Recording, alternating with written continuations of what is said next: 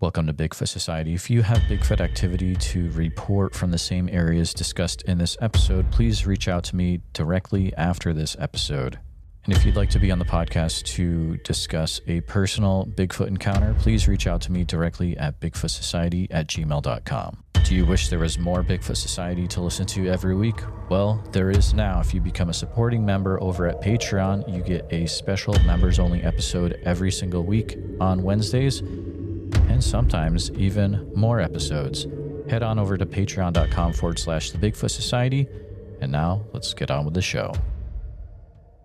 At Bigfoot Society, you've got the privilege of talking to Anita Allen today. Anita is an individual with a lot of really interesting things to share. We were just talking a little bit before the show, and it's going to be a fun one. Anita's an artist, writer, outdoors woman, and Fortean phenomena researcher living down in Southwest Virginia. She's experienced a lot of really interesting things over the years, so glad to have her on the show today. Anita, how's it going? Hey, it's going fantastic. Is there anything else that we should know about you before we get headed down this road? I wouldn't know where to begin. I jokingly say that I've led a very interesting life, but I have been experiencing Fortean phenomena, for lack of a better word, since I was basically maybe a year old. And I grew up in a haunted house, learned to deal with all that stuff. My family is very, very, very science oriented. My mother's response to any question of what is that is read a book, that the answer is in a book. And so I spent most of my early childhood trying to research about the phenomena of the spirit that we lived with and everything else that was going on, and came to the realization that science didn't know everything yet. And my mother's response to that, or my grandfather, who was a naval scientist, his response was essentially, if science hasn't figured it out, then it's your job to go figure it out. So I decided to study parapsychology. It's not what I have my degree in, but that was my side hobby, and study this phenomenon. And since I come to it from a naturalist point of view, I have a very passive way of doing it, where I spend long periods of time literally just studying what it's doing and taking notes and collecting data and trying to be as unbiased as possible about what I'm seeing, experiencing, or making notes on, because the devil is in the details. The truth of what we're seeking is going to turn out to be from something that everybody's overlooking, because it's just too obvious to be a part of this phenomenon. But I really feel like it's going to be something like that, and we're all going to be slapping our heads and going, oh, man, it was right in front of us. So I have a lot of notes, lots of pictures, lots of things that I get involved in. It's some really interesting stuff, and you've been sharing some photos with me, so I'll have those in the YouTube version as well. So if you listen to it early in the morning, you want to go over to YouTube and check it out over there as well, because there's going to be a lot of photos from Anita. But Anita, you're on the podcast specifically to share some really interesting things that happened to you, I believe, back in 2004. Would you mind taking us back to that time to share what you experienced more concerning Bigfoot? Certainly. So I got involved with the Virginia Blue Ridge Bigfoot Research Organization kind of by accident. I had returned to college and was finishing a horticulture degree, and I had a lot of downtime. So, of course, I was doing my paranormal research and found that there was actually Bigfoot research happening in the Blue Ridge. And I had friends that had had experiences, so I went to the site and conveyed their experiences. And William Durangus, who was running the organization at the time, got in touch with me for more details. We ended up corresponding. He loved what I was doing degree-wise, loved the research that I was bringing back for him. I had access to a primary folklore collection at the time and was able to, really go into it and look for. His specific request was pre-colonial early settlement era reports on Bigfoot. So that was my target that I was hunting, and I was having a great time doing it. So I was kind of doing a little bit of field work for him. Um, most of his area was Northern Virginia and the Manassas area at the time, sometimes up around Chesapeake, and I was at least 6 hours away. So occasionally I would go up and do research on one of the sites that he had in the Charlottesville area, and did a lot of corresponding photographically. So I was out near a wildlife research area, and I'm going to be vague on this part, but it is a wildlife management and botanical research area, and it's a restricted access, or at least it was during that time period. It is still restricted use, but not as restricted now. And I happened to be in that area on business, which factors in that morning. So I had one of these new cutting edge miniature handheld video cameras way back in the day. This is 2004. This is March of 2004. This was a Wednesday morning, about 8 or 9 o'clock. And I was going to test out this camera. So I am not dressed for hiking, but I know that this wildlife management area is fairly easy trails, very enjoyable, and it's got some unusual tree features. To date, nobody understands why there's this weird bend at the bottom of a number of the trees. It's like they come up a few inches and get bent over. And it's not the same as the right angle tree markers. The assumption is that at some point in time in the 50s, there might have been some kind of strange weather event or something that forced all these trees over. They're not in a line. They're randomly up and down one particular hillside. That particular hillside is an area that I call Bigfoot Alley, and we'll get into that in a minute. So my thought was I was going to go out there with the camera, have some fun, film some of this, send it back to William, and get familiar with the equipment. And so I am dressed for business. I'm not skinny, 260 some pounds. I'm a chunky little monkey. I was wearing brown kitten-heeled boots, brown pants, a white sweater, a long brown leather and shearling-lined coat, and a brown leather cap, leather hat, and I have bright white blonde hair, just to give you the idea. So I accidentally was Bigfoot colored. I think this may factor in. I'm not sure.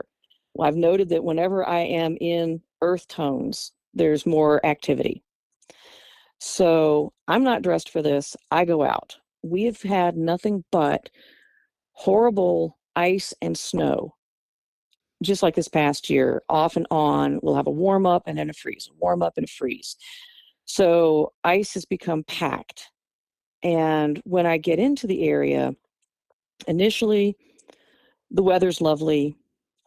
It's about 40 degrees in the lower sections, perfect for going for a winter hike. And I go and hit the trail. I don't notice anything at this point because I'm not looking for anything.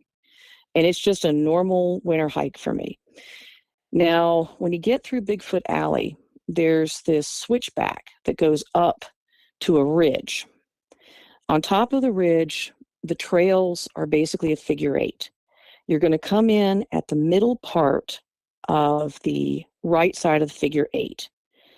And going to the right, you're heading more northeast.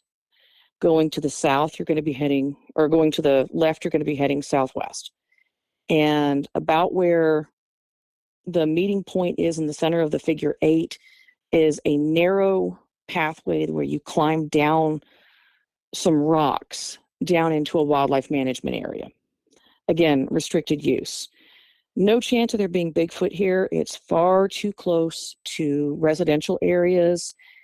To the far side, it is all pastures and cattle farms, butting up on the community.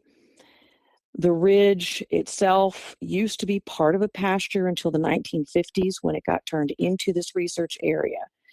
There were stone piles along the edge of a bluff, and out of California at that time was coming a lot of interesting research and reports of Bigfoots using those stone piles as places where they would hunt the rock squirrels, the little ground squirrels that live there. And that ties in with my own stories of them rabbit hunting in the region.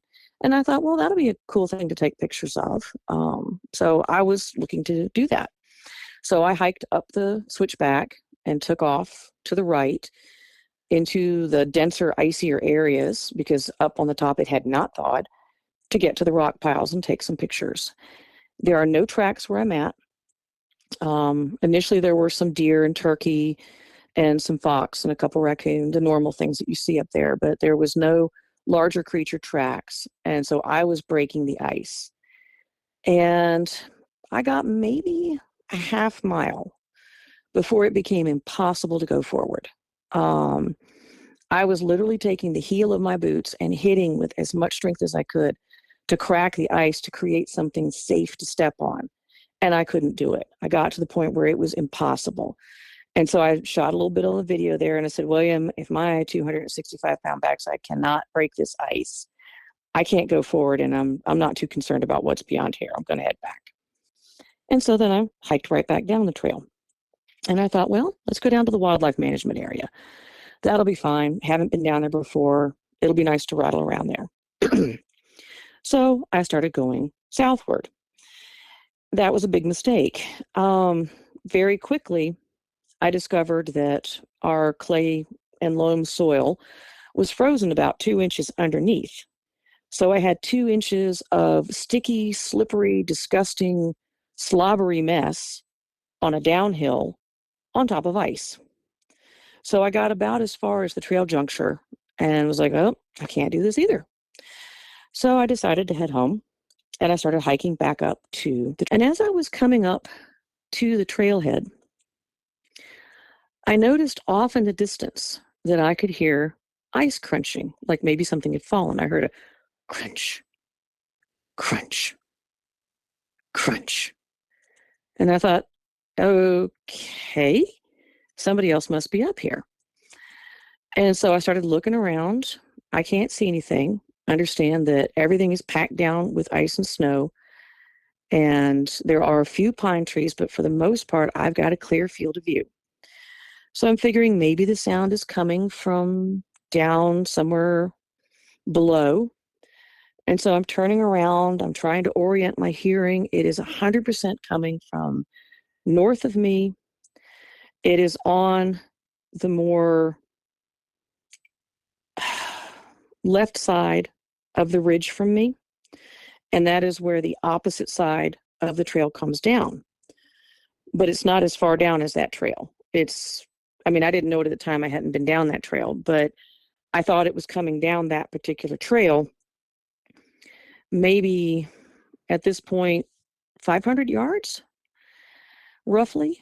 And so I continued walking forward, listening, trying to see the person that I figured was maybe snowshoeing up there, which I thought was weird, but there is a ranger station nearby, and it could have been a ranger out doing a walkthrough. There's a million different reasons why another person could be there.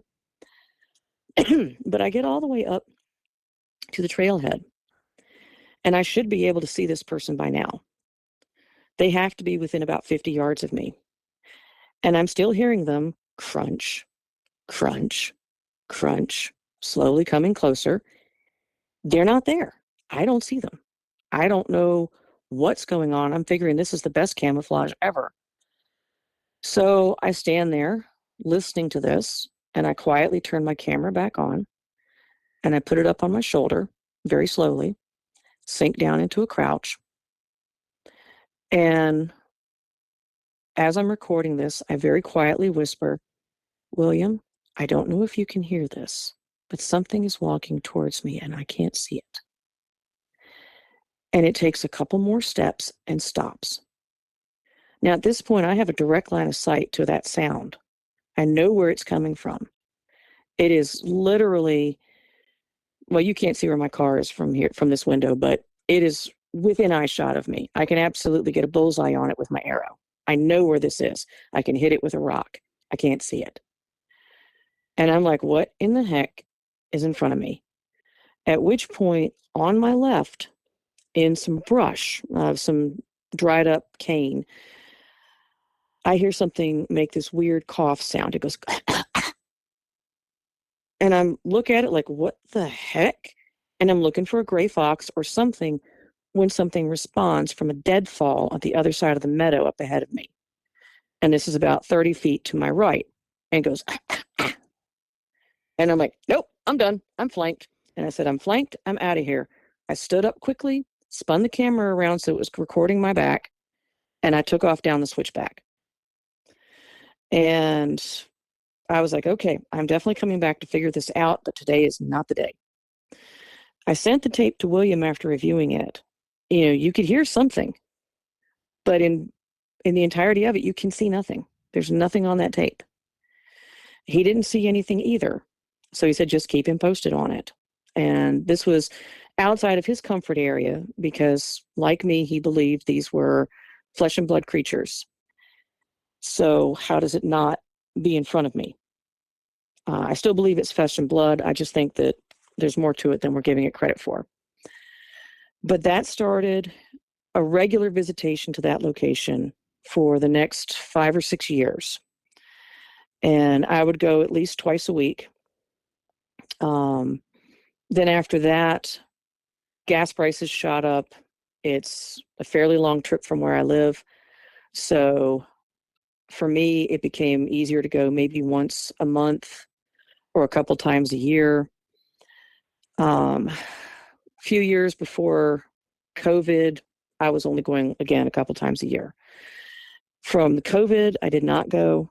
And then I started going basically, I think actually it was COVID. Around 2020, 2021, I started going once a year, or, you know, at this point, I'm about 3 or 4 times a year. I'm planning on going a lot more this year. And I've already been up a couple times this year. I'm probably going to go next weekend if I don't go tomorrow. But the interesting thing that I have learned from this, and I've seen this with other researchers as well, is some of this stick art that I see in Bigfoot Alley is identical to stick art that's coming out of the Carolinas, Tennessee, Northern Virginia, Ohio. Just, it's identical. And if this is random branches falling, how do they fall in the exact same pattern over and over again in so many different places? You know, my area, the ridgetop had a wildfire several years ago. It did minimal damage, but I did notice when I started going back more regularly that the behavior is very different now. Pre-COVID, there could be regular interactions with some of them. I wouldn't see them, but they would knock pattern, or one of them would knock patterns with me. But post-COVID, that doesn't happen. During the COVID years, they allowed the area to be used for people that are interested in exercise. So we have a lot of trail runners that go out there. It is almost impossible to go out there now and not encounter a trail runner. And these stick figures in the woods are much smaller now. They're not made with as large a branch or a tree. They're made lighter weight and more open. And I tell my friends, I think it's like they're whispering. They're still there. They're still in the same areas. So the weird asterisk design, instead of being made out of full trees and wedged, you know, between a couple of trees in this spot and this spot, is made with small branches, and it's lower to the ground, and it's made also in that same area, the same quadrants. And I don't know what it means, but it's still there. Anyway, I've rattled on. Give me some questions. Ask me some more. Absolutely. Man, some weird Yeah, stuff that's just the going on beginning. here. Yeah, I know this is just the beginning. So can you tell me more about, you mentioned knocking patterns and that you were going Knocker. back and forth. Yes. Yeah, can you share a little bit about that? Okay, so Knocker, I don't know if Knocker's still out there or not. I think Knocker's female. I don't know why I get that impression, but I refer to Knocker as a her. Okay, so Knocker is interesting. When you go up Bigfoot Alley, right before the switchback to get up on the bluff, um, you make a sharp right and start the switchbacks. So at that point, I would often stop, just for a moment to listen. It's very important if you're spending time in the woods to spend time and listen, because the things that live in the wood will tell you everything. They will tell you everything that's going on. Blue jays are your best friends. So I often will stop at familiar spots just for orientation and to listen. And so this particular spot, you know, it's kind of secluded. There's not much happening there. There's a few big boulders.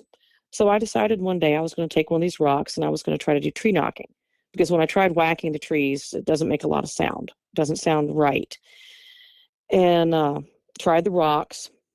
And when I say it doesn't sound right, it's because the Bigfoot knock sound, sometimes it sounds like they're using branches and trees. Sometimes it sounds exactly the same. Like maybe they're doing a lip pop or clicking their tongue on the roof of their mouth or something, because it's the same sound. Um, so I started with this thing where I would knock, and off in the distance, like, I can't remember if at first it was like this or not, but I would knock and I would get a response. And this later became such a regular thing to do it from this spot and get a response from something, that this something, which I call knocker, would actually start responding wherever it was that it heard it, and would respond. Like I would tap, tap, tap, and it would knock, knock, knock. And then I would tap, tap, tap, and it would knock, knock, knock from closer. And I could tell where it was coming from. And it was that quickly that we were responding until it was within, 50 yards of me. And it was always where I couldn't see it, behind some brush. And it drove me crazy because it would get so tantalizingly close. And I felt like I was breaking protocol if I left my position and went down to where it was at. I wanted to, but I did not want to scare this thing. I wanted it to make the first move. And so that's the spot that I will leave treats at or whatever. But it started out with just the little knock, knock, knock, and then a random response. Then it started with the knocking getting closer when it was responding. And as I've just said, it will come from a distance. Normally it comes from an area that is in a wildlife management property. I mean, this whole thing is restricted. You can't hunt here. You can't collect plants here. You can't take up the rocks here. And that's why there's rangers in the area. It really is restricted use. So this isn't a person, and it could move at least once. I was certain that the location that it was knocking a response to me from started a half a mile away. It covered that area in about 30 seconds to respond to me close up. And it had done that from distances often enough that I know this thing was fast. This was happening anywhere from 7 or 8 o'clock in the morning until 6 or 7, even 8 o'clock at night. You can't be in this location after sundown. That's another restriction. So I was having daylight regular encounters any day of the week, any time of the week. I could get Knocker to come. At one point in time, there were some researchers from the New River Valley group that I was talking to. They came and joined. So it was me and 4 other people. And they were having the time of their life because Knocker came. And Knocker was very quiet when it got within visual range of our group, because obviously there's 4 people. That's not what it's expecting. So I made it a point to put my hand on every person that was there and hand them a bottle of water, which to me was a way of saying I'm taking care of these people. And then when I would do my taps, it would tap back. But it was hesitant at first. And at first, it didn't want to tap a response to the people, the other guy when he was tapping. But then it started responding to him, and he just was losing it because it was responding. And he wanted to run down there. And of course, he did try to go down there at one point, and it stopped responding. So it was like, okay, well, that's the end of the fun today.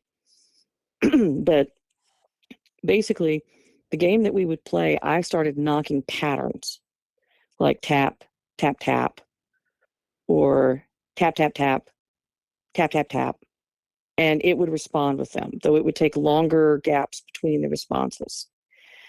I found that anything over anything over 4 taps, three times, it couldn't follow it. So like if I did tap, tap, tap, tap, tap, tap, tap, tap, tap, it could follow it. If I did tap, tap, tap, tap, tap, tap, tap, tap, tap, tap, tap, tap, it could only do the 3. If I did tap, tap, tap, tap, it could only respond tap, tap, tap. And it's like, I don't know why. I don't know why that 4 was the cutting off point, but that was where we went. So I don't think they can go beyond 4. Sorry, I'm trying to rush my thoughts here on it, but we did that for many years until I stopped going up there. I was having a lot of health complications, and again, the cost was getting exorbitant. William was caught up with some of the stuff that he was doing, and I just really didn't have anybody to share this with. And so it was like, well, I'll just keep my notes and I'll keep visiting off and on. And I have not encountered knockers since I've been back, but I'm trying. I still go down there. I still knock, and I'm hopeful that maybe at some point she turns back up. Between the fire and the fact that there's 80 million people showing up now, she may not be as willing to come and respond. But that was kind of fun, and I hope that I'll be able to start doing that again at some point. It's always fascinating when you have interactions back and forth, and that's a great example of that. What first made you think that whatever you're interacting with Knocker, was there something that made you think that Knocker was a female? No, I have Okay. no idea why I get that feeling. I've learned to trust my instincts. That's part of my growing up with a ghost in the house. I've learned to trust that, and I feel like that's the female. And the ones the little rock chuckers up on the top that irritate the daylights out of me, they're up on the ridge. I tend to think of those as juvenile males because they behave like juvenile men. Sorry, I hate to say it, but it's true. These guys, you'll be down on Bigfoot Alley and they'll be tossing rocks down at you. And the whole point of it, I think, is to make you look. They're not trying to drive you away. I think they're like, it's their equivalent of going, hey, psst, psst, look over here. Hey, because it's little rocks. I mean, that's not scary. If they wanted to scare me, they'd throw a big rock. If they wanted to scare me, they'd make a threat display. There's absolutely no threatening vibe on this. There's no reason for rocks to randomly be coming off of that bluff and landing, in the leaves on the way towards me and always within range of me. That doesn't make any sense whatsoever, unless there is something up there that is happily just tossing peanuts. So, I think of those as being the boys, Right. as being obnoxious little teenagers, and I will pick up rocks and throw them back at them. And I'll keep doing whatever it is I'm doing because, it's like, yes, you're annoying. Here's a rock. Now go play with your brother. And what I'm doing, of course, is, as I told you, I'm observing things like the way that they're bending these trees and what appears to be rudimentary mushroom farming that's going on right now. I also see where they've hollowed pathways or something. I can't say it's 100% them, but something has carved large, wide pathways underneath the, you might call it greenbrier or catbrier, but it's a smilex. It's a very nasty, thorny plant. Gorgeous vines, heavy thorns, natural barbed wire. Um, the stuff is edible. It was part of my survival training growing up. And the berries get sweeter after the winter when it starts to get nice and cold, but they're very popular with birds. Um, they're a good winter forage. They're not something I'm going to go charge in there to collect and eat. People talk about rose hips being a great winter food. Rose hips can be, but by January, they're a slimy mess, and most of what you get is the nasty, sharp little fibers that are in there. So rose hips, in my opinion, are more hassle than they are to eat, but I don't know what a Bigfoot's mouth's like. So I can't really tell you whether or not that's a problem. It isn't edible, it is calories. And when you research Bigfoot, you have to remember that it's not going to go to McDonald's, that they will eat things that we normally would go, oh, God, no. And, we've heard plenty of stories of them eating carcasses. I know of their hunting technique from research to be an ambush predator. So they will stay perfectly still, low to the ground, very comfortable until what they're looking for moves near them, and then they'll snatch it. And that tends to be rabbits, squirrels. It explains why I have found piled up tiny berries on rocks. That was one thing I could never figure out in one of the sites that I went to for William, was a boatload of, sorry, I had to find the common name, black gum tree, Nessa sylvetica. I was finding the sylvetica berries on top of a rock in a pile. And nothing this side of the Mississippi does that. Pack rats will do something similar, but they're not going to leave them in a pile out in the open. And yet, on this site that I was researching, there was a pile. And it was near some rhododendron. And having seen this in other places now, I'm like, that would make sense if you're trying to catch a squirrel, a rabbit, or birds. Because if you were nearby and camouflaged, say under the leaves or underneath the smilex, or a host of other different ways blended into your environment, you have to understand these guys are in a natural ghillie suit, so they're constantly camouflaged. It would be a perfect thing to do was to leave this in an open location, something lands to eat it, and you can just snatch it and stuff it in your mouth. So whole bird goes right up in there. That makes sense to me. That makes perfect sense when you think about it. The predilection for my guys for hanging out on a bluff makes perfect sense too, because they would use it like a chug water. Run the game. That's a rock structure out west. It has a ramp on one side and a bluff on the other, like a cliff. You basically run things off of the pastures up on the top, off the edge. The deer will jump and then break their legs when they land halfway between the bluff and Bigfoot Alley, and then you just go pick up the deer and eat it. So it fits with hunting technique. So I'm like, okay, this makes sense. And these carved out areas underneath the briar, you can sit there. Nobody's going to see you in the summertime because it's so incredibly dense. It's a green wall.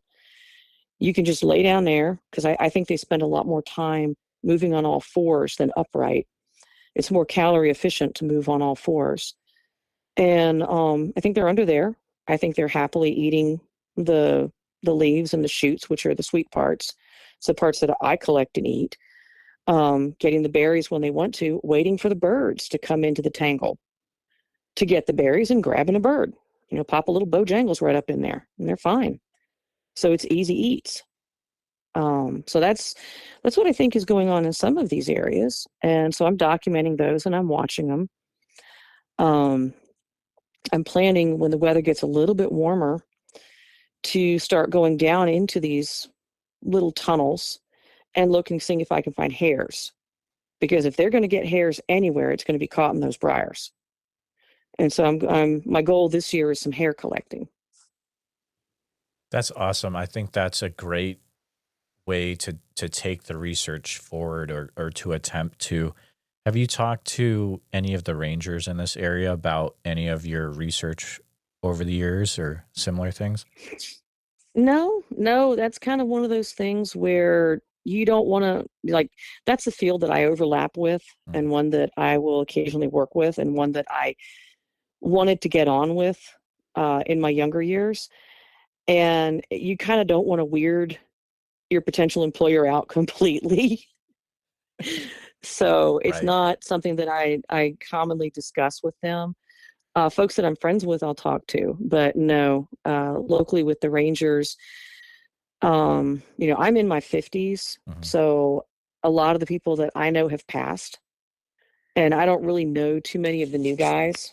Um, but if I run across them, I'll probably grill them because I'm weird that way. And I've decided at my age, I don't care who knows. Exactly. I can totally understand that. Have there been any reported, or maybe just that you've heard, visual sightings in this area of Bigfoot? Yes, Okay. yes. Some of the reports that came in on the VABRO site were in that area. I'm not going to name it because Right. I don't want problems. And I come from the era when there was a very, very, very, very large bounty on well, not a live, but a dead Bigfoot. And it became a big thing to try to hunt a Bigfoot and kill it. So William was having regular problems with people figuring out where sites were and cruising them. There were problems with people with guns in the woods. I like to be able to hike where I'm at and not be afraid of some idiot with a gun. I also don't want to be followed. So for me, having a peaceful time in the woods means I keep my areas quiet. But yeah, there have been documented reports on regular websites about sightings um, within 5 or 10 miles of this location. And the sighting, one of them that was the closest, this woman was very upset because there was something that was huge. They'd figured out it was at least 8 feet tall. It looked like a person. It was coming to the wood edge about a half an acre away, or sorry, about an acre away from her house on their property. And it was just standing at the wood edge and kind of bobbing back and forth slowly, watching them. And her boyfriend had gone out a couple times and shot at it. And they didn't know what it was, and they were having quite the freak out over it, and then it just stopped. It'll do it for like a couple weeks at a time, and then it stops. There have been, within an hour of that location, there have been hundreds of reports. I mean, I am 2 hours away from Norton, which it's got a Bigfoot wildlife reserve. It's a wildlife sanctuary for Bigfoot, where the job that I worked, which is a 45-minute drive, I had a lady who gave me, without even asking about it, told me about the wood booger that would come and knock on her house. A lot of folks will call them wood boogers in that area. Closer to me in Bedford, which overlaps part of that area, we have a lot of reports. We have some scary reports that come out of Bedford. The report that I had given William initially is only 30 minutes from the site. So, we have plenty of reports in this area. It's just this is the East Coast. And even though we now have an East Coast Bigfoot Society and everything else, people just don't want to acknowledge that it's here. And I mean, I understand why. I understand legally why they don't want to acknowledge its existence. It's the same reason they don't want to acknowledge the existence of relic populations of wolves and small populations of cougars that are in the area. It's because it changes the land use, and you end up with new regulations, and it steeply affects how you can do businesses, housing, and tourism. And so because of that, you really can't admit to the existence of something that has federal regulations on it until you have absolute, undeniable, irrefutable proof that it's there. And in the case of cougars, the mountain lions that we have, they don't want to admit it because of that. And basically, the population that's being observed is not large enough to be considered a viable population. The inbreeding alone would take it out. So it's considered transient and not a concern. Same holds true for the few gray wolves that we have in a couple of locations. We now have such a large influx of eastern coyote to the region, which is a domestic dog, coyote, and northern gray wolf hybrid, that what little population we have of wolf will probably be completely consumed in the in the eastern coyote population within the next 20 years. There's not enough left to keep it, pure and sustainable. So even though we've got Bigfoot here, a lot of researchers have been reluctant to admit it because it's too far away, even though we have historical pre-settlement era recordings of them. They're like, no, that can't be real. And, they're here. They're here. And most folks just call them, a wood booger or a hairy person and ignore it because, why? It's just a hairy person.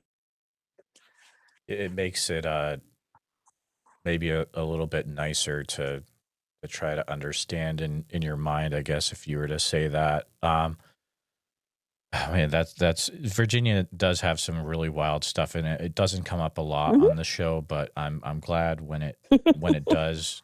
This area that you've been focusing on, we've talked about knocks. Are there any times when you've noticed what could be considered like mimicked noises, anything like that?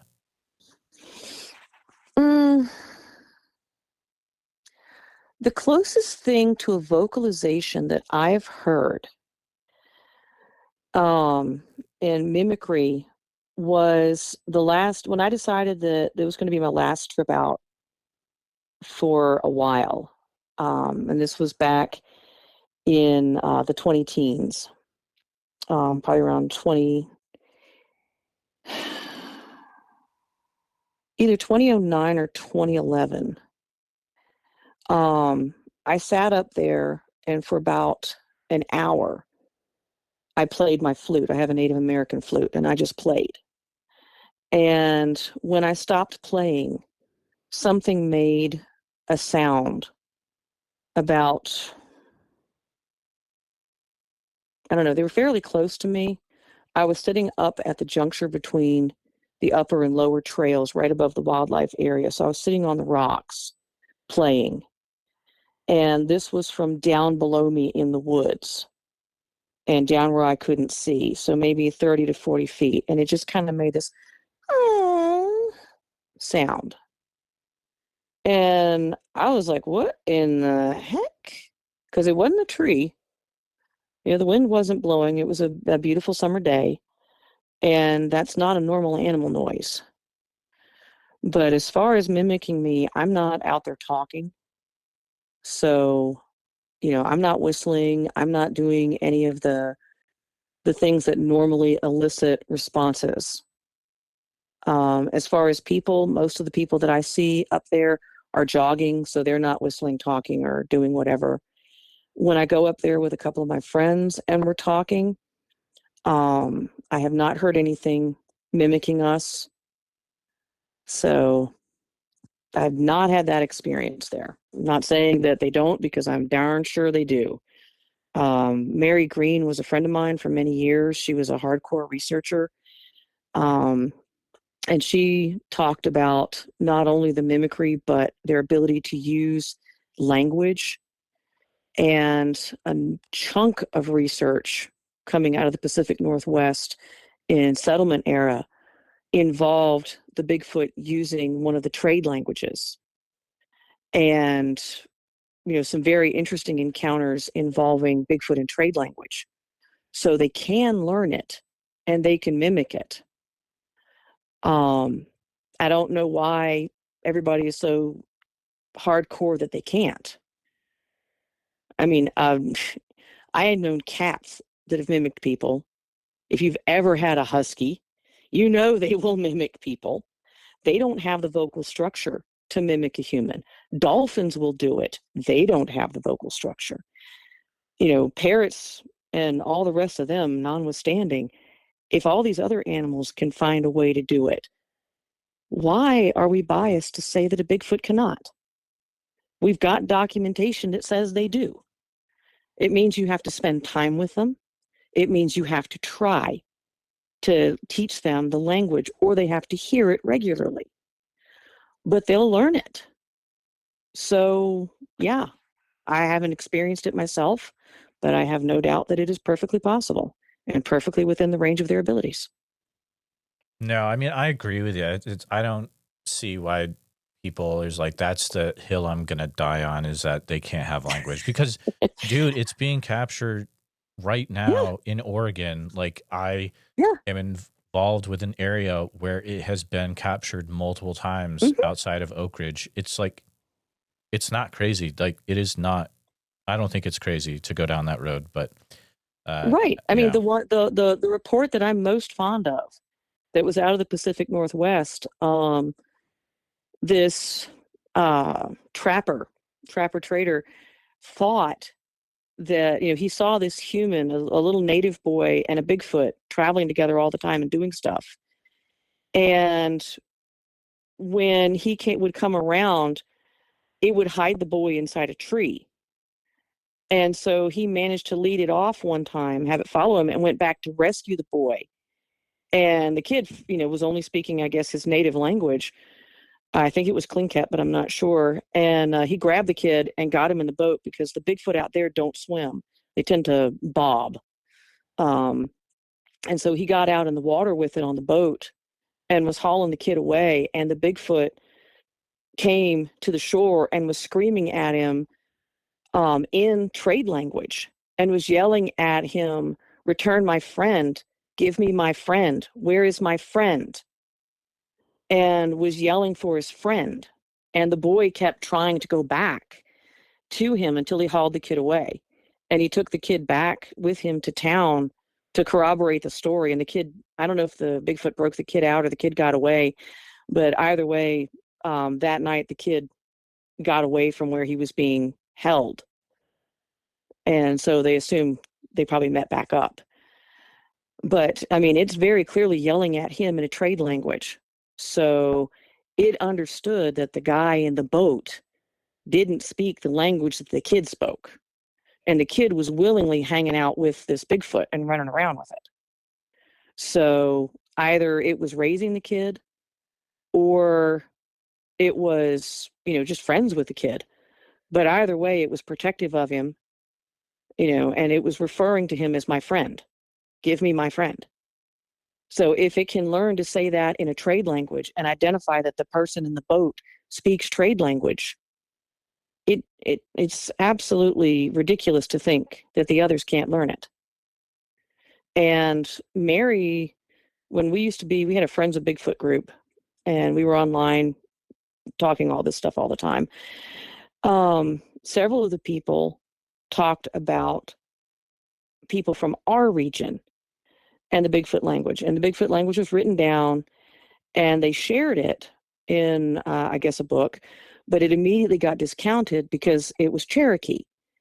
And I'm thinking, oh, for the love of Pete Moss, where do we live? In Cherokee territory. What's the common language in this section? Cherokee.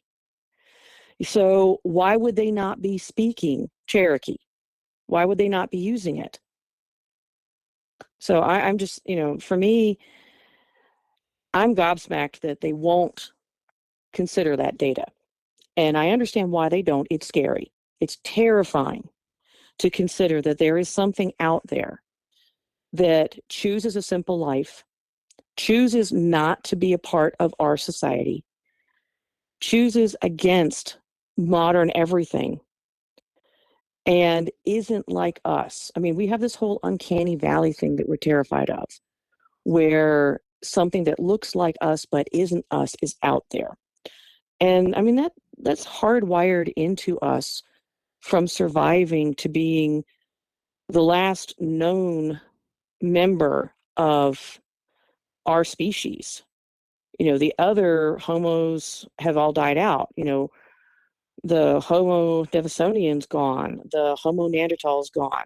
We're it. So we think. But if there is a population of somebody that is, in our family, in our branch of the family tree that is still out there, we're terrified of them. To think that they might be on par with us or superior in any way is simply too much for most people to conceive of. I mean, it's just too scary. It's too much of a paradigm shift in thinking. And I'm perfectly happy thinking that this is a physical being that, has these abilities and so on. But when I'm up there on top of the bluff and I can't see it, it's like, whoop, nope, paradigm shift. This is outside of what I thought. I'm going to have to accept that I have to throw everything I know out and start from scratch. You're more than we think.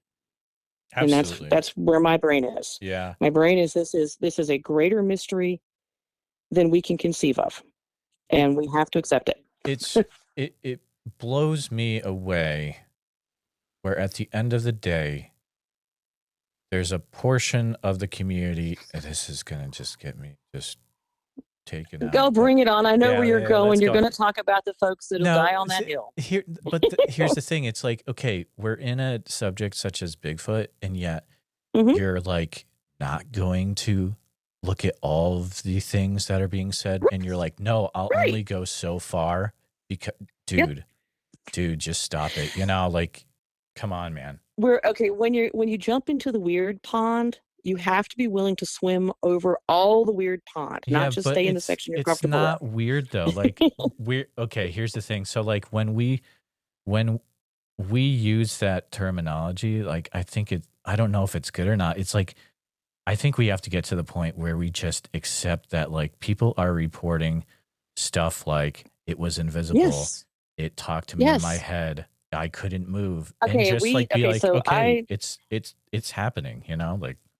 It is. Okay, so I mentioned to you earlier some of my friends that I run around with. One of my favorites is Ron Lantham and Joe Perdue with Wild and Weird West Virginia Radio. Okay, I've known them for several years now, and I've done stuff with them. They're absolutely fantastic. Anybody that has anything weird to report, these are the guys that'll take you seriously because they're science first. In that group, running with them, what they do is classify these. They're all sightings, okay? These are all legit sightings. If it is just flesh and blood and just doing the normal Bigfoot thing, it's a subject A. If it has any aspect of the weird, there's a light, there's a mimicry, there's a vocalization, there's a UFO, there's walking in and out of a portal, there's orbs, any of that, that's subject B, and that is equally as relevant. And I can tell you a couple thoughts I have along those lines, because there's a researcher I was reading about the other day, and he makes perfect sense. He's south of me. I don't remember if it's Carolina or Tennessee, but he says that every single time that you see a Bigfoot or you see an orb or you see something up in front of you that's like in one of those, ooh, ah, look at that, turn around. There will be somebody behind you. There will be other Bigfoots. There will be something happening. And I think that is 100% dead on, because, okay, this is going into the whole mechanics of the Bigfoot and the physiology and morphology. Bigfoot, with its size and its mass and its calorie usage, it does not make sense that it walks around upright all the time. It does not make sense that it goes flying through the woods all the time, zooming and running around. No, that burns too much. That's got to be a display. And to me, that's like a meerkat, where you have that one meerkat guard that stands up and makes a noise so that the hawk will go for it while all the rest go to ground. I'm thinking that Patty in the Patterson film is doing that slow roll as she walks by so that everybody is looking at that Bigfoot. Nobody's looking behind to see Dad grabbing the baby and going into the bushes. When Joe Purdue was talking about his Bigfoot encounter, he was hunting, he was up on a ridge and was looking right across at a family on another ridge. They were along a section that had recently been managed and cleared, and they were foraging, and they were down. They were on all fours in a crouch, just like any other gorilla or chimpanzee, and they were doing their little thing until the wind got caught, and they might have picked up that he was out there. And it was real quick, grab the baby, go down, and get out and get to the wood edge. And it was, one of them was kind of upright and watching, but not, I don't think he described it as standing up. I think they stayed down the whole time. But he observed them foraging, and they were crouched. The paths that I'm seeing are down. They're low. They are the right position, because a lot of times we sit down to eat. Our bodies are just built this way. And for me, as a field biologist or field botanist, my job was to look at these areas and see, is there enough forage to provide for a 5,000 calorie a day diet? There has to be. If not, then the sighting is treated as a transient sighting, that it might be moving through the area or just foraging here and leaving. It's not living there. But if there's enough food for 5,000 calories a day, then it's possible that it's a resident. And this is a feeding area. And so my job is to look at it and see, is there enough food here to either draw in animals that it will eat or to feed something that's going to use that much weight? Now, I know for me, I actually have to eat a way lower calorie a day diet than somebody my size, even my ideal weight, because of my metabolism. It's like so crazy slow, it's frightening. I'm a biological freak in nature, just right off the bat. I've got that blood type everybody talks about. I've got a lower body metabolism. I stay around 96 when I'm running hot. My temperature drops when I'm sleeping. The lowest I've been clocked at night in the winter is 88 degrees, which is hypothermic, but I'm fine. Goodness. I think that Bigfoot actually follow that. And that's why if they're at rest, they're not going to be showing up so easy on a thermal, because their temperature drops as fast as mine does. And then when they're active, that's when they burn, and that's when you see them. I think they're a lot more cartilage than bone. I think that part of their chest is probably a cartilage plate, to be honest, just because of the stories from hunters. And if you wonder how that works, go down the rabbit hole of reading about a wombat's butt and just go for there. There's biological, what's the right word in this case? Well, anyway, there are other things biologically that if you apply it to the Bigfoot, make what sounds like a mythological whatnot perfectly normal. Like it's bulletproof. No, you can have really thick hide and cartilage. Oh, totally. And be dang near bulletproof. Yeah. So this whole thing, if cartilage explains why a Bigfoot can go from being such a small baby to such a huge creature. Because we know, we go from small babies, 5 to 7 pounds, to being huge. And that has to do with cartilage and growth plates. But the more cartilage you have, the less bone you leave behind if you die. Oh, so where did your skeleton go? You see really how funny. it all clicks? Yeah, that's really cool. And so people are like, where's the bones? How much cartilage was it? Was it a juvenile and died? You're not going to find bupkis. Yeah. Oh my goodness, that's a really cool theory, though. I like that. I'm gonna look more into that. Yeah. This is what happens when somebody who's actually science-minded, who grew up looking for the scientific explanation for something, drops into this field and goes, well, we're going to go to this direction now. If I can't apply ape to this figure, or only ape to this figure, what else is out there that can do this? And it's like, oh, okay, so what if its chest area has the same structures to it as a wombat's? That because this thing has to be able to handle fighting with a grizzly bear, because we have records of them doing it. So if they're going to fight with a bear, it's got to be able to handle those claws. I've had close-up personal run-ins with bears, and that is no joke, okay? We're not set for it. We are marshmallows to a bear, but we're making a huge assumption that a Bigfoot is a marshmallow to a bear. If that Bigfoot's got rhino hide, then, it's totally different. So yeah, it could probably get shot at and be fine. Be like, oh yeah, that's a glancing blow. They seem to know how to treat it. There's plenty of records of them out west, in various places, treating wounds. And, I think that we really have got to stop applying hairy human to Bigfoot, because that's not a hairy human. It's not a bonobo on growth hormones. It's not a gorilla. It's something else. It is in our family tree. We know that. The whole thing with the similar DNA. Okay, I'm going to blow your mind on this one. So we know we have we have eDNA. We have enough DNA off of Bigfoots currently tested and being tested, but we have enough to know that it is some sort of old world ape DNA and human DNA. So everyone screams hybrid, hybrid, hybrid, hybrid, hybrid, and I want to just do a Three Stooges slap across all of them.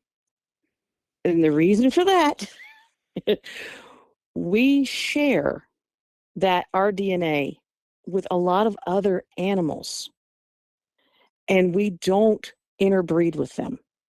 I would like to point out the common house cat.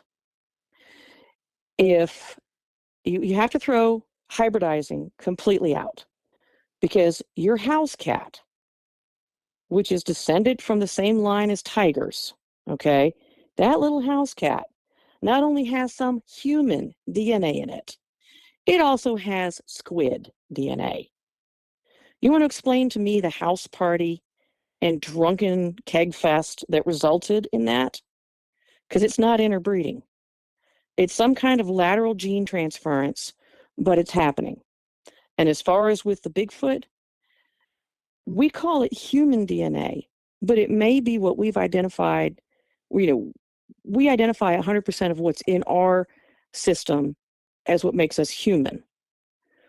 But other things share that DNA. Chimpanzees have that DNA. We have that DNA. Cats have that DNA. So why can't a Bigfoot have that DNA? I don't think that, yes, I know, because I've read the reports of human males and Bigfoot females having relations. I don't know if it goes the other way. But one of the earliest reports pre-settlement that I have from the Virginia areas involves the Outer Banks and a man and a Bigfoot and an offspring that was produced. We have stories of the Alma that was caught in, I think her name was Xenia, but that was caught in Russia. Yeah. And the people that have been tested that are her descendants have sub-Saharan African DNA. So she may not have even been an Alma. But there's also the possibility of, I would be giving you a DNA lecture, but essentially back crossing off of a mule to produce, either a donkey or a horse with some of the traits of the mule. You can do that. Mules are not 100% sterile. You can back cross off of one of the parent breeds, and the same is true for pretty much anything. It's how we've gotten the American chestnut and the American elm back, by back crossing. We found relic populations where they have gotten resistance to diseases, and we have gotten survivors that we have back crossed off of related species so that their DNA is 100%, say, American chestnut, but it has the Asian chestnut resistance. There's no reason that some of these things we're not encountering aren't related. But I'm jumping into like a 2 or 3 hour discussion on DNA. I mean, and I don't is want to do that to fascinating. you. It is really actually incredibly fascinating. We don't have a Bigfoot in a box yet. No, we don't. So you have to think out of a box. You've got to be willing to look at the most absurd possibility. And it's like, okay, how do I get from reality to the absurd possibility? How do I make that possible? Is there a bridge between here and there? And if you can't find a bridge, fine. Get a bridge as far as you can and put a pin in it. Move on to the next theory, because eventually in time, it'll tell you whether that bridge loops back around and comes back to the starting point, or if it goes all the way to the weird. But you're just not there yet. You just have to wait. The science hasn't caught up yet. It'll get there. Give it time. I'm hardcore onto all this. Personally, this is a really good episode. I'm really enjoying it. But there is one section that I don't think will ever come up again. And so I want to make sure that we hit it here at the end. Sure. Or the last part of the episode. You mentioned really quick rudimentary mushroom farming. And I'm curious what that means. Yeah. Okay. So I sent you a bunch of pictures. Now would be the time to put them in the collage. Everybody go to the YouTube page and please comment on it. So what is happening is in my research area, specifically in Bigfoot Alley and nowhere else that I've found in the area, there is a ridiculous amount of edible mushrooms to forage. And the trees are being bent. Young trees are being bent at an angle that makes them less likely to shed water correctly and therefore more susceptible to fungal infection and to get basically mushrooms seeded on them. And what I am finding is these particular trees tend to be bent at fun angles. They tend to be in the areas of the artwork, and the mushrooms on them are all edible. So I sent you a picture of one that is a member of the wood jelly family. It's wood ear, and it's on the way up on the switchback.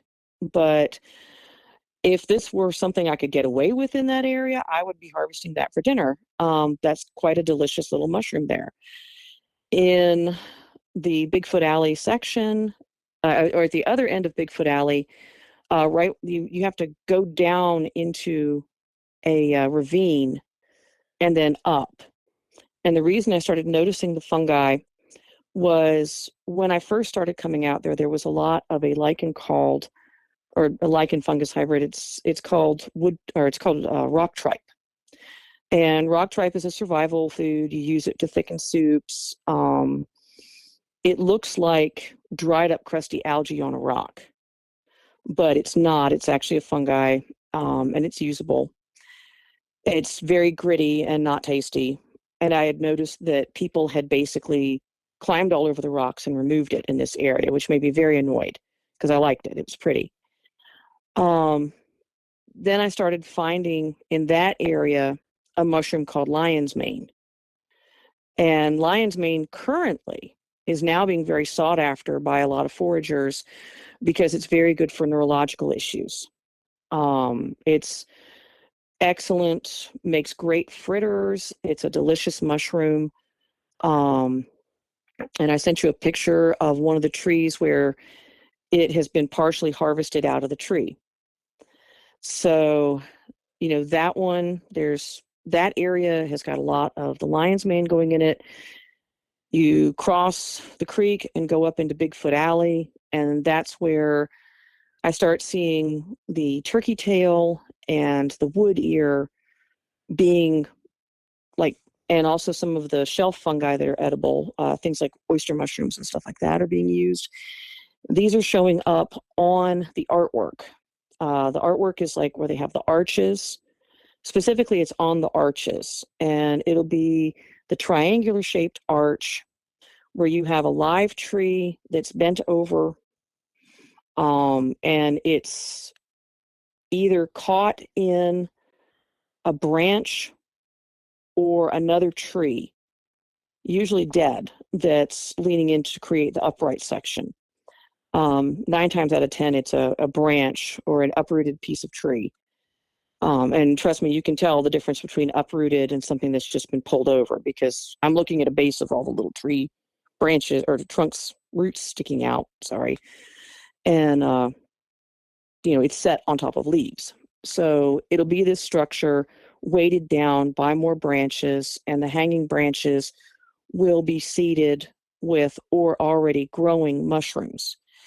That particular technique allows for rainwater to slowly seep down the branches to increase the rot, which will increase the nutrients to the mushroom and therefore give you a larger, better mushroom bloom. It also prevents the wind from blowing as much, so the mushrooms will stay at peak longer, and it will create a more humid environment because it's all this wet wood hanging around it that will also encourage larger, better mushroom growth, more frequent, and it will trap the spores in that area, so the unseeded wood will then become seeded, and you can start a new colony somewhere else, just like, creating sourdough bread. So you have the branches that are bent flat that are getting the wood ear put on them. You have the shelf and brackets that are being hung in the triangle shape art pieces. And then there are upright sections of wood. They look like stobs of tree. I've not checked to see whether or not they are trees that have been broken off or if they are actual trees that have been shoved down into the soil. But they are trees where this is something that I talked with my friend, one of my friends who's Native American, and I showed him some of the pictures of a vernal pool that I was watching, because vernal pools are a food source. And I said, and I'm very curious about what's going on with this tree here. It's an old stub, and it doesn't look right. And he goes, well, yeah, you've got the leaves packed all over the top of it. I said, yeah, that doesn't make any sense because the wind would have blown them. I don't know why they're there. And he goes, well, that's how you get the mushrooms to grow. And I'm like, well, duh, that's exactly how you get the mushrooms to grow. And he goes, yeah, the natives did that all the time. And I'm like, okay. And me, having studied mycology, was never taught this particular technique. I was never taught any of these techniques. I am a hardcore forager, and I love, survival stuff. My hobby is going out into the woods, collecting edible plants, bringing them back and working them in as landscaping at my house. So people are always like, "Oh, what a beautiful plant." And I'm like, "Yeah, and it's edible." I do this for fun. So I don't know these techniques, but I sent you the picture of the one of the tree that is, I honestly think it's inverted. I think it's top down, but again, I haven't sat down with it and studied it. But that is turkey tail that's flushing. That little orange on it is all turkey tail being flushed up it. And you can see where the leaves are packed onto the rough parts of the broken section. And they're going to trap moisture. They're going to create extra dripping coming down, which means extra spray, which will encourage moss, and it will encourage more fungi. And it will keep the area humid and moist, and so it's better for production. People are not doing that. That tree is, or that stub that you're looking at is 12 feet. That's not done by a person. So what's doing it? If you look in some of the photographs, look high, 30 feet up, 20 to 30, and you will see right angle trees over and over and over again. These look like the marking trees that the natives did, but those are generally low to the ground. They're about waist high. These are up. So the tree was up before its growth was affected, and it was bent at a right angle and then allowed to continue upwards. That right angle is what mushrooms are being grown on. And I'm like, what the heck? And this only happens in Bigfoot Alley. I have been all over this entire preserve, and I have been backpacking these mountains since I was 13 years old. And I do not see this like this elsewhere. Certainly not with the frequency. If I go in Bigfoot Alley, I can easily, Bigfoot Alley is not, it's maybe a mile long, okay? In that mile, I can point to you at least a dozen of those right angle breaks 20 feet up in trees of different ages. The tree is bent in a way that it will not kill the tree, and it is allowed to go upright after about 5 to 6 feet. This happens over and over and over again. And I can't figure out what they're marking that high. You know, you can really only see it in the wintertime. What is it for? What are they pointing towards? Unless they're climbing up the tree and eating mushrooms. And from what I've read, the juveniles do that. I am so glad that we had this part of the conversation. So hypothetically, so I'm out of my league in this part a lot, but so humans use lion's mane to help with improve neurological Correct. type things. Now, cognitive function. Right. Thank you. So hypothetically, if a creature like a Bigfoot started ingesting a lot of this, could this potentially help their cognitive as well? If their brain structure is neurologically the same as ours, then yes. And if Bigfoot is able to communicate telepathically, I would hazard a guess that yes, its structure is the same. So theoretically, yes, it will improve turkey tail and lion's mane and everything else along those lines. Also work in our pets. The doctor to follow, the person to follow is Dr. Stamets. He has a line called Fungi Perfecti. You can find him online. The CDC uses his research. Okay, this is a mycologist of just extraordinary proportions. And, you know, my professor was one of the tops in the field, still is as far as I'm concerned, even though he's retired. He identified 2 different types of fungi on his own. The man has forgotten more than most people will ever know in mycology. And he turned around and said, this is the man to follow. And oh my God, he's right. Dr. Stamets is self-trained, but he holds a legit doctorate now at this point for what he's done. And he makes stuff that is just, I'm turning into an ad for him. I cannot recommend it enough. If you are interested in the effects of fungi on the human body, on the animal body, on anything, go read about this guy. We know that we can use fungi to correct the majority of the environmental damages that we're doing. That there are fungi that feed on radiation. There are fungi that feed on petroleum and petroleum byproducts. There is fungi that will break down and destroy polycarbonates and vinyl and, you know, all the stuff that we are having problems with in the environment. We have fungi that can remove it. The problem is that if we produce it in quantities large enough to solve the problem, we will destroy all of it that we use for day-to-day living.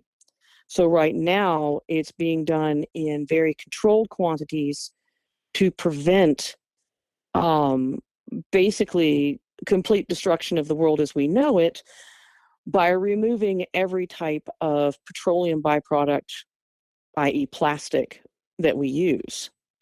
You know, plastic, vinyl, every polyfabric that you know, we could destroy them in a year completely if we release the stuff in the environment. But in the same time, we would destroy everything we are dependent on.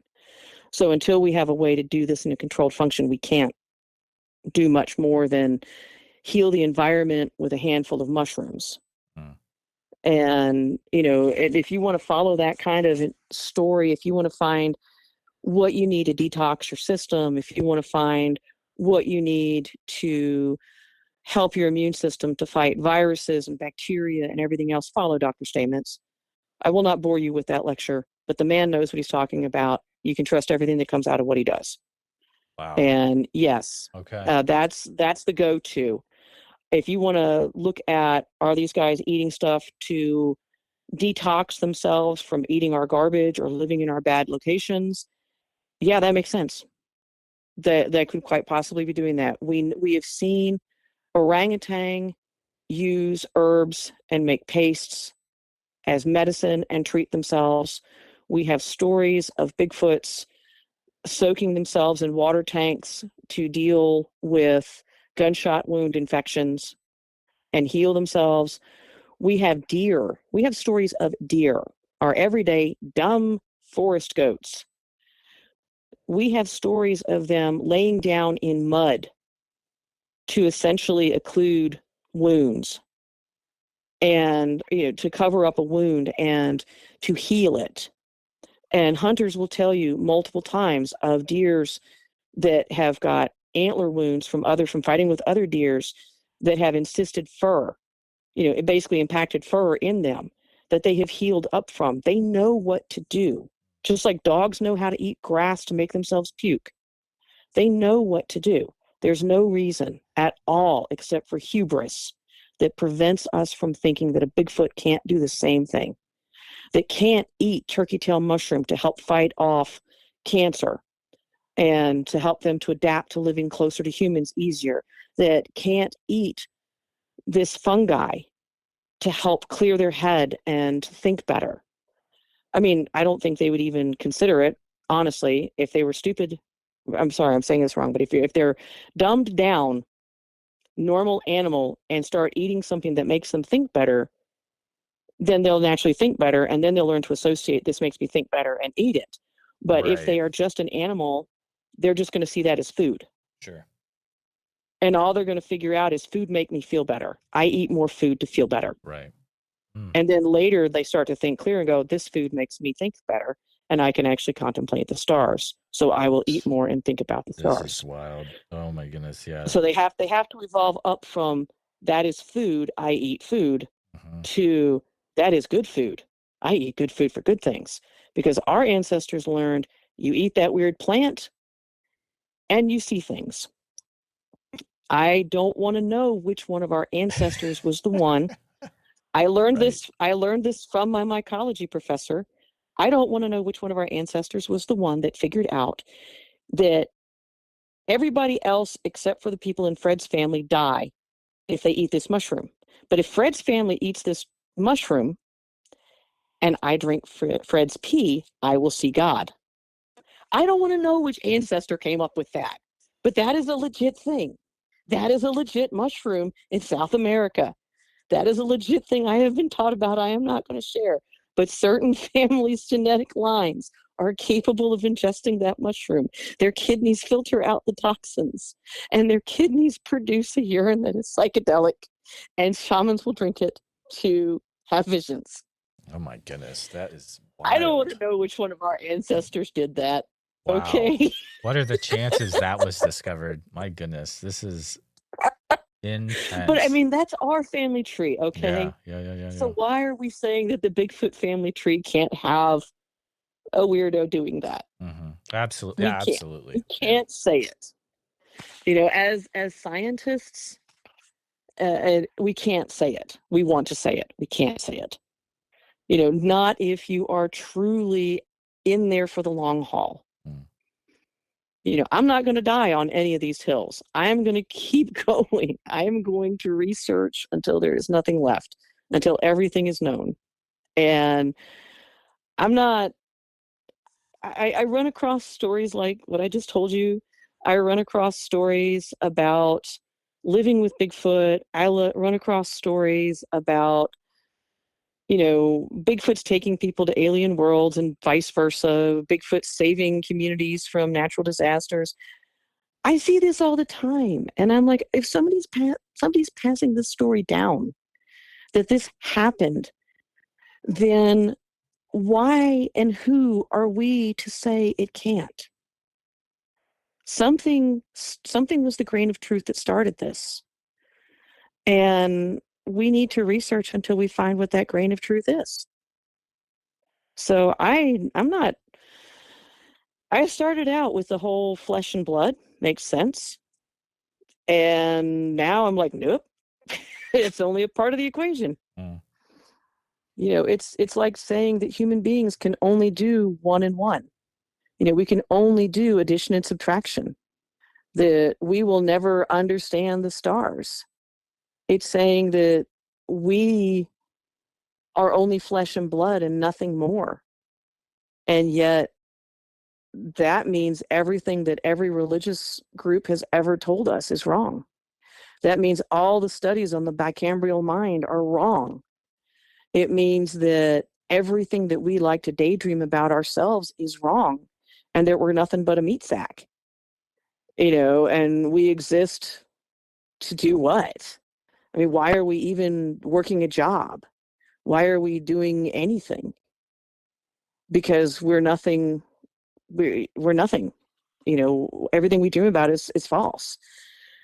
And I can't do that. I can't do that. The human being is the most amazing creature I have ever encountered. I think we are absolutely fascinating. We don't give ourselves credit. We have humans, entire villages that spend more time underwater than above water. We have people that live at altitudes nothing else can survive at. We can survive 10 seconds in space, completely unencumbered. I don't like the idea of it. Theoretically, we might be able to make it 3 minutes, but 10 seconds, sure, anybody can do it. If we have a body that can do that, why do we have scientists who say we have limitations? I don't agree with that. So if we're capable of these amazing feats, why are we giving limitations to a Bigfoot just because it's in our family tree? Yeah, exactly. Oh man, don't limit it. Let it go. this has been one of the, I would say, most interesting conversations that I've had so far. But Anita, one right at the very end, because I know we are coming up sure. quick Well, if to you our want to talk time, again, if you want to get into the super weird sometime, oh man, yeah, we'll totally. have another conversation of where I think Bigfoot might actually come from, but that's All a different right. conversation. Can But go ahead. you share just for a few minutes? You are working on a book that will be coming out eventually, just so people can have it in their Sure. minds. Like, oh, I should keep an eye out for this from Anita Allen eventually. Sure. Okay.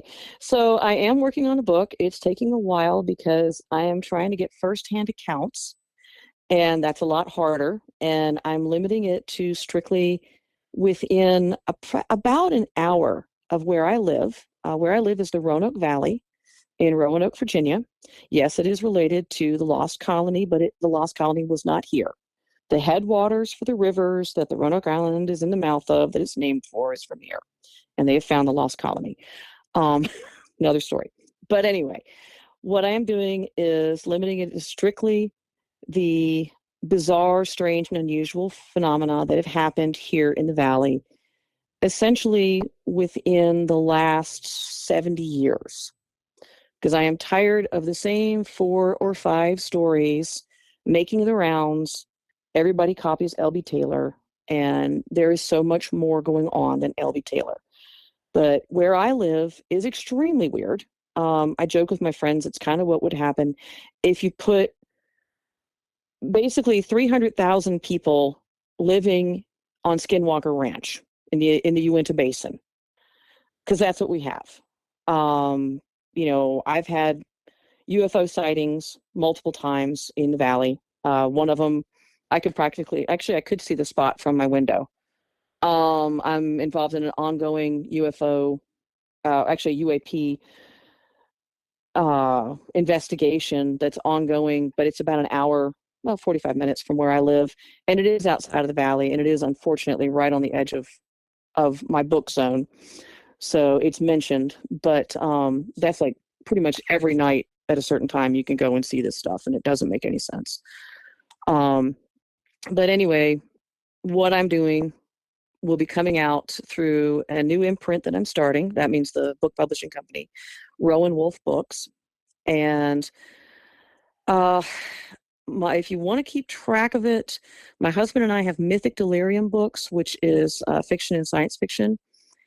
And it is Rowan Wolf Books is going to be the paranormal line, and that is going to be a subset of it.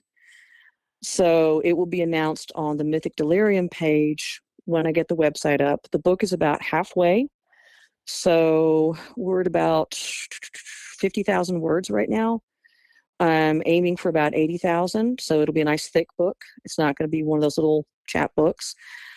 And again, it's going to be firsthand encounters. I'm interviewing the witnesses. I'm trying to get photographs. So it's coming along. It's pretty nice. And hopefully it will be well received.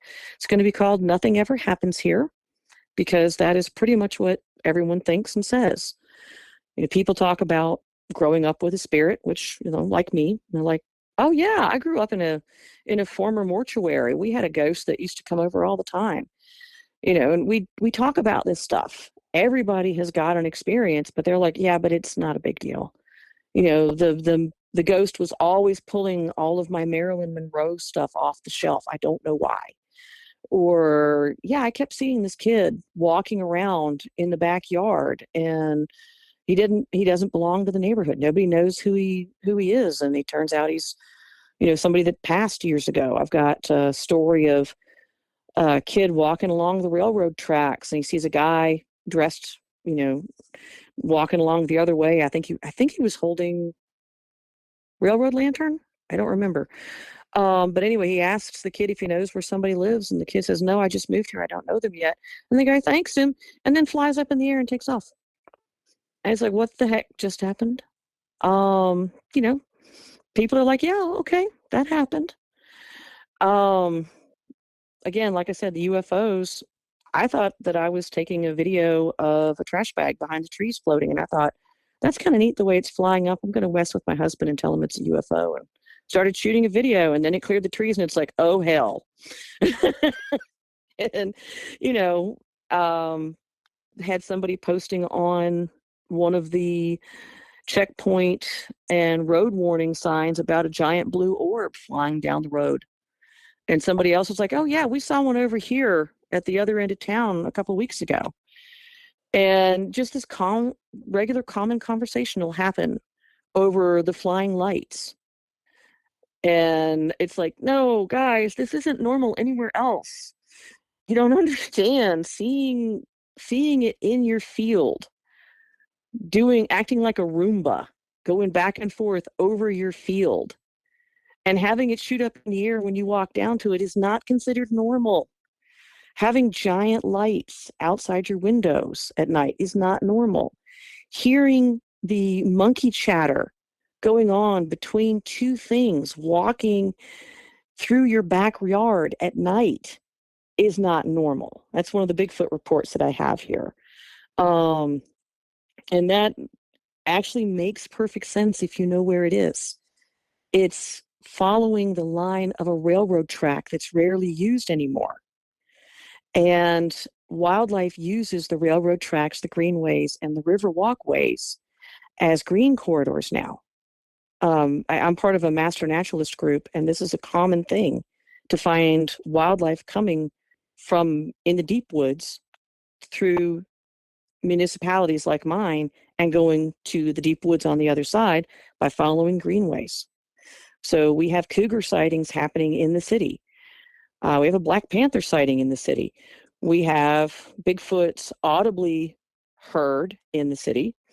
We have a Bigfoot seen in the Roanoke River on the edge of Salem taking a bath, and when the people walked up, it took off.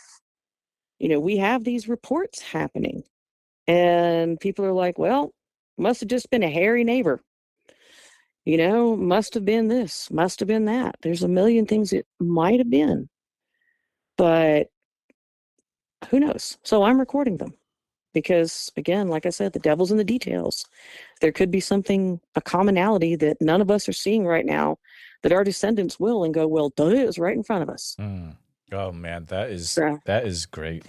So thank you. listeners, make sure you're having an eye out for that in the future. That's going to be a great read. But Anita Allen, thank you so much for coming on the show today and having such a My pleasure. enlightening conversation. And we'll definitely be keeping in touch about future things. All right. I'll talk to you soon. Just want to take a few minutes to say thank you to you, all my listeners, for listening to the podcast. Please take a minute to help out the show by subscribing on YouTube, making sure you hit the bell so you don't miss any notifications, and share the episode on YouTube with a friend.